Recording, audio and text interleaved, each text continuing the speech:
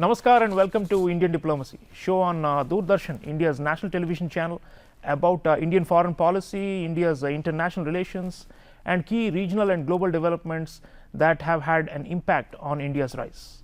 Viewers, in this episode, we are looking at a key regional connectivity endeavor between South and Southeast Asia.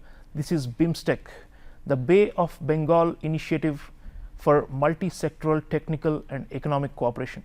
BIMSTEC combines 5 countries of South Asia and 2 countries from Southeast Asia, and is meant to advance trans-regional connectivity, trade, commerce, public health initiatives, agriculture, economic growth, and a host of other issue areas. So we are going to be looking at BIMSTEC, which has completed more than 25 years in existence, recent developments in BIMSTEC, and where this unique international organization is going.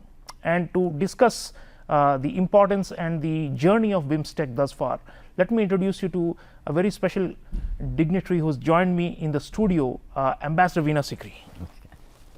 Ambassador Veena Sikri was India's High Commissioner to Bangladesh and Malaysia. She was Consul General in Hong Kong and has served many decades with great distinction in the Indian Foreign Service. Ma'am, thank you so much for being on Indian Diplomacy. A great pleasure to be on your show. Thank you for inviting me.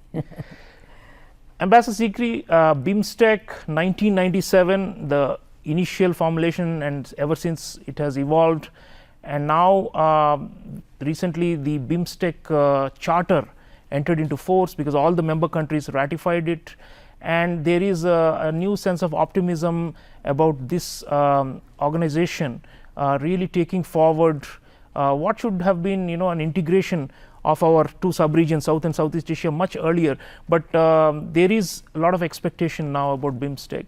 So if you were to look back, from the time when you were in service and all this journey, how do you assess the evolution of BIMSTEC, and whether it has really lived up to the expectations of being able to connect and link and further integrate the peoples and the economies of these 2 sub-regions? It's a very good subject that you have chosen for today's discussion, because I think BIMSTEC is really an organization of the future. It has great potential, it has great promise, and very often people say, has it lived up to the promise? But I think that if you consider it began only in 1997, and from there it has worked slowly and steadily and on the basis of unity and consensus, and come up to a fair amount of substantive and substantial achievements.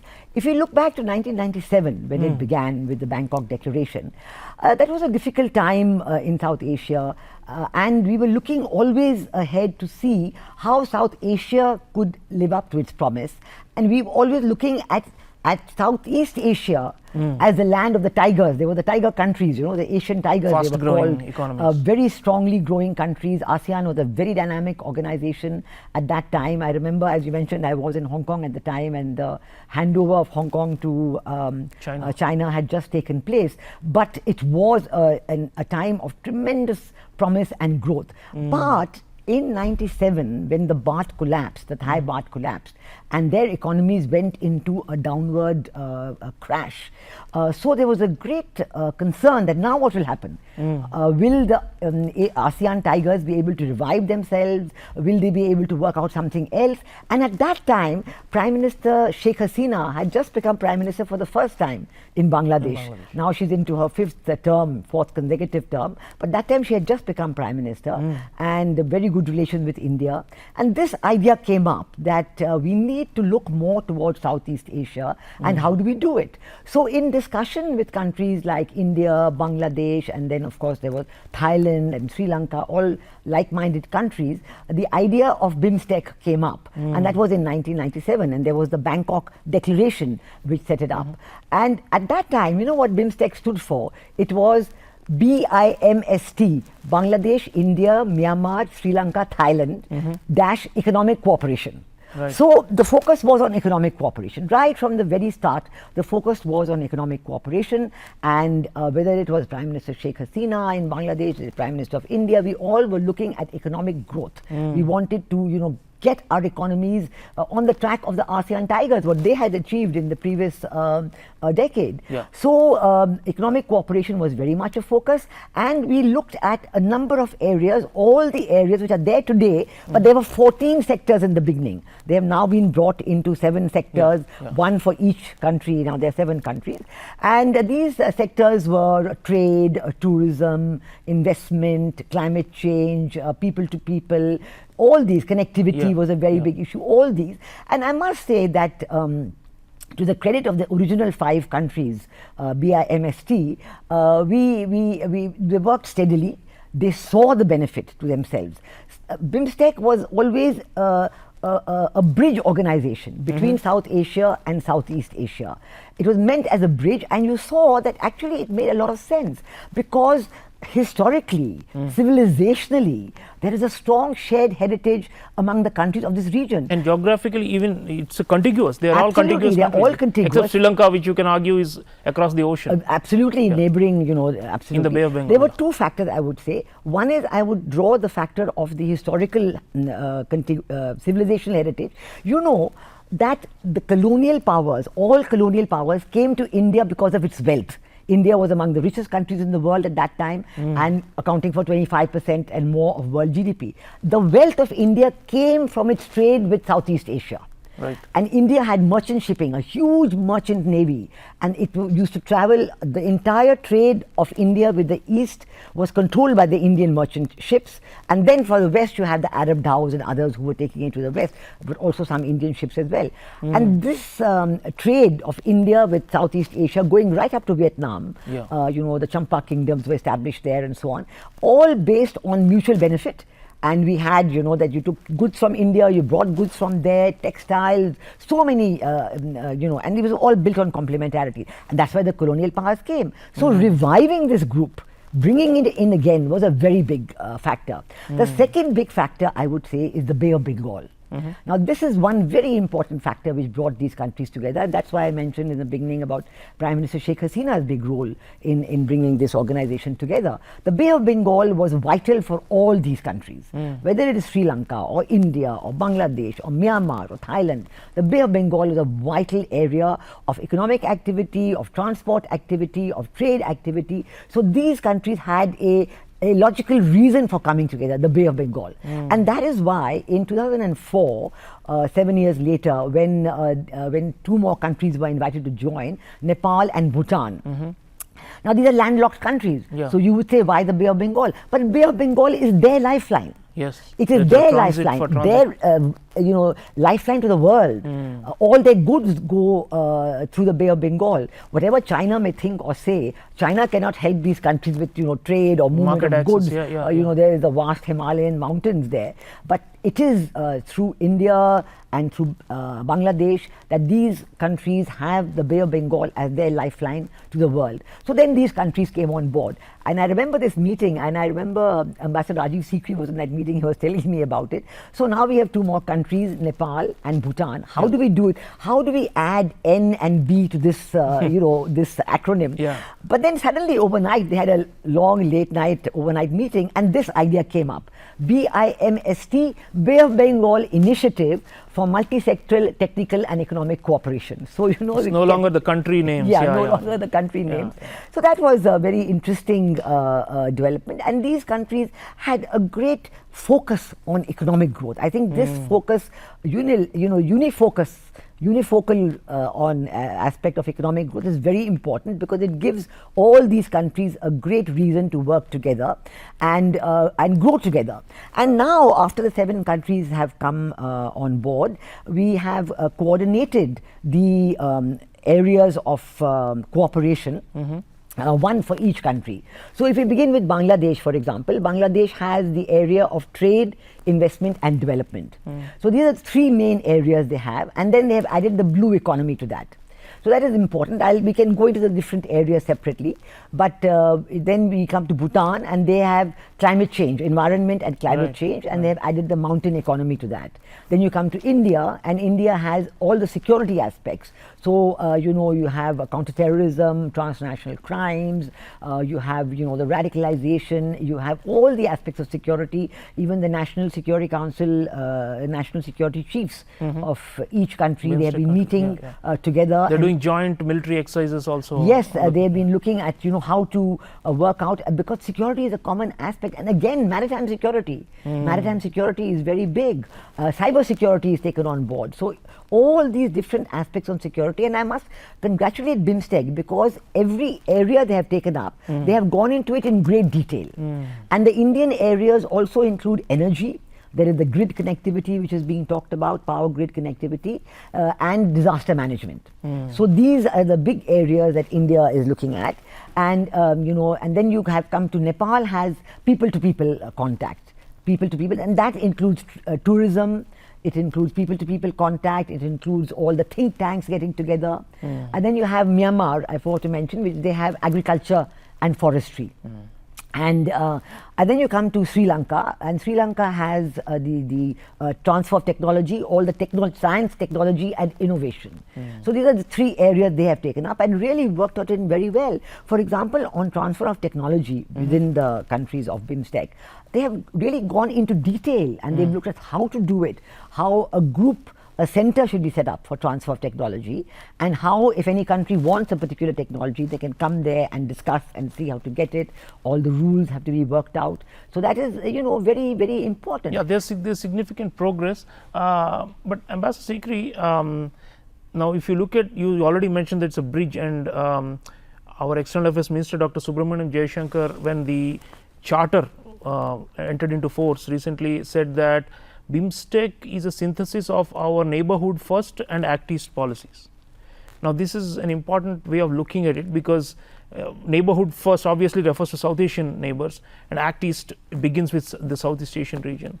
So if you were to, and many people say that we have moved more in favor of BIMSTEC because the original vehicle for neighborhood first, or for South Asian integration, which is SAARC, has not done well, and because of the geopolitical rivalries and differences. So people often make this contrast between SAARC and BIMSTEC, and BIMSTEC, definitely there is not much fundamental conflict of interest among the member countries, right? And I think that has been driving the cooperation forward, while in SAARC there were a lot of serious rivalries. So if you can reflect a bit on the neighborhood first, and how we have in a way transferred the weight from the western side to the eastern side towards the Bay of Bengal. Well, I think this is a very apt description that the External Affairs Minister Dr. Jaishankar has made about a coming together of India's neighbourhood first policy and Act East policy, because as soon as Prime Minister Modi came to power, he turned Look East into Act East. So he's very focused on implementation, on action, on getting programs off the ground and into the realm of reality. So Act East was a very dynamic part, which we immediately we participated in so many programs with ASEAN very successfully. The East Asia Summit, and beginning with sectoral dialogue, we've come very, very far in our cooperation with ASEAN. SAARC, what you said about SAARC, well, yes, if you talk about the differences, somehow in every session or the other, some difference comes up, and I would say more than coming up in an individual session, the problem has been in the implementation. The problem has been in actually getting programs off the ground, even in terms of trade, most favored nation status for India. That was not even forthcoming. So how are you going to get anywhere, even in the most fundamental issue of trade, without the most favored nation status? So these problems are very much there.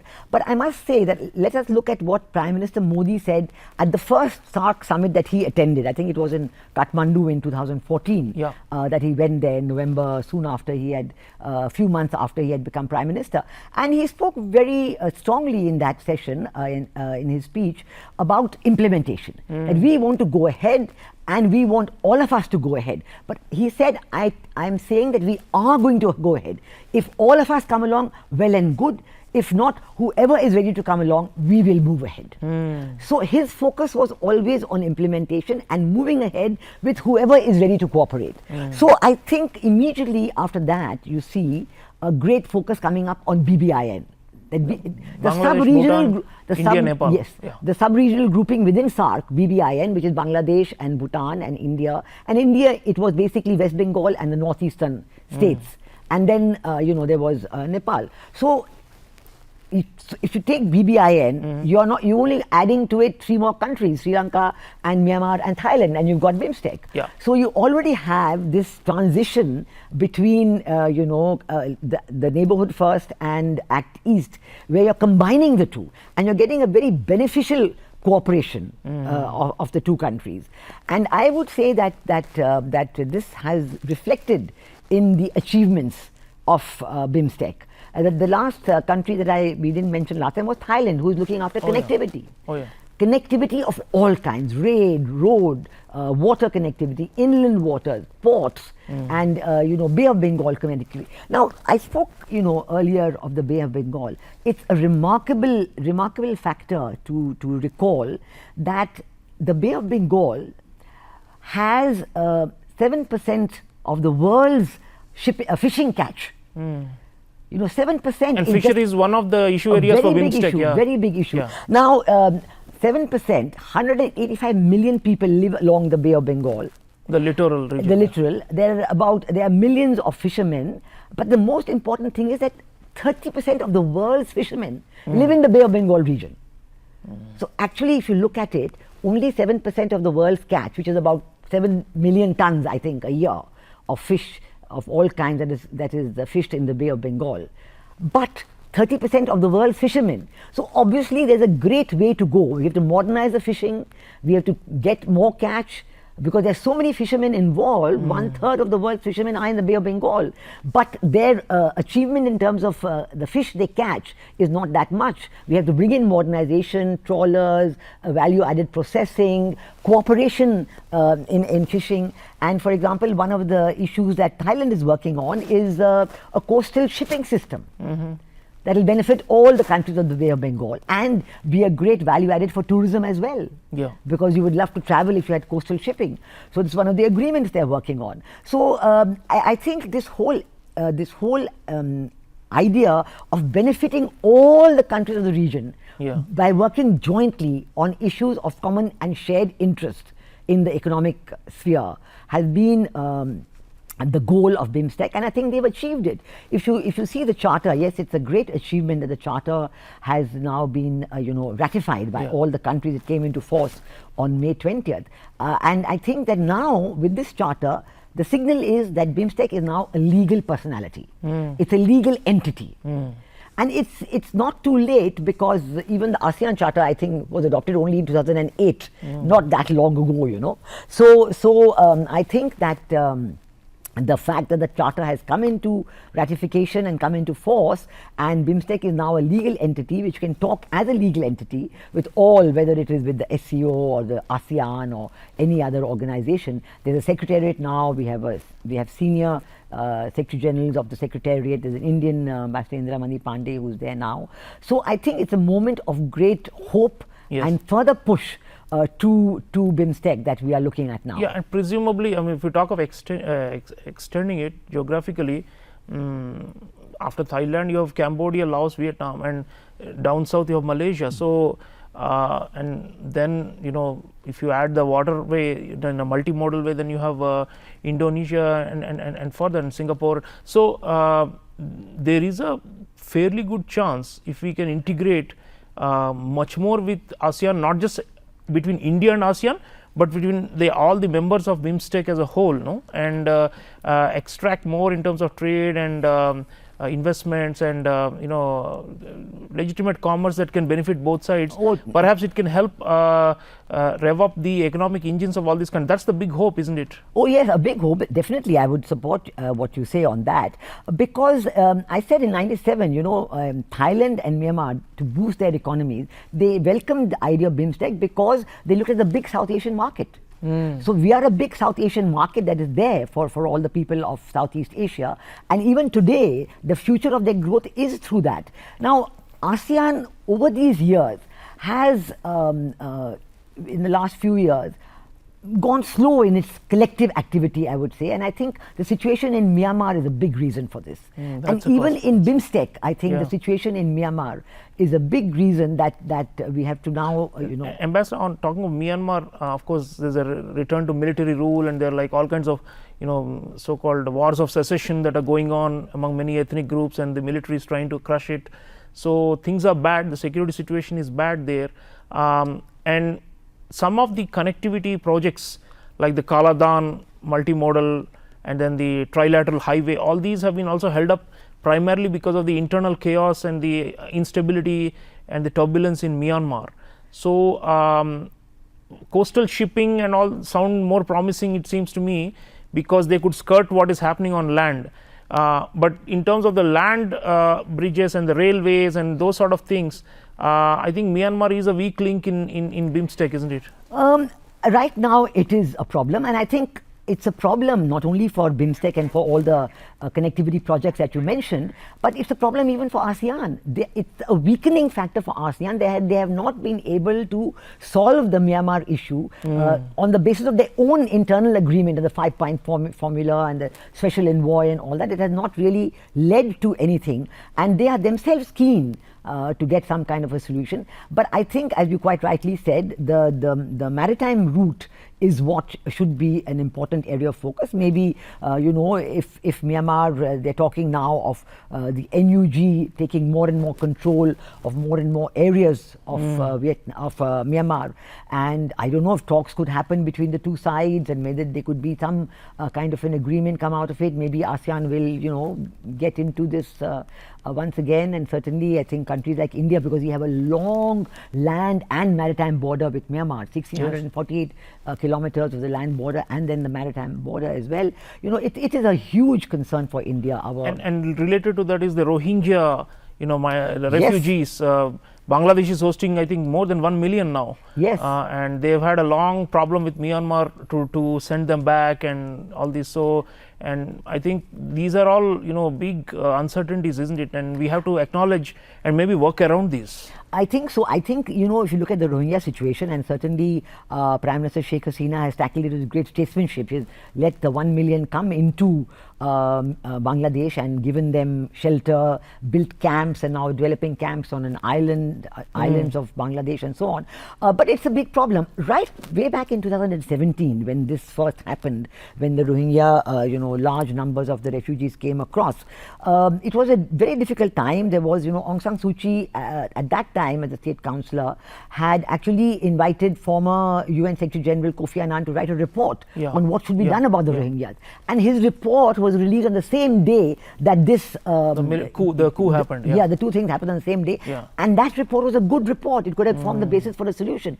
But the solution went out of the window because of this deluge of refugees coming into Bangladesh.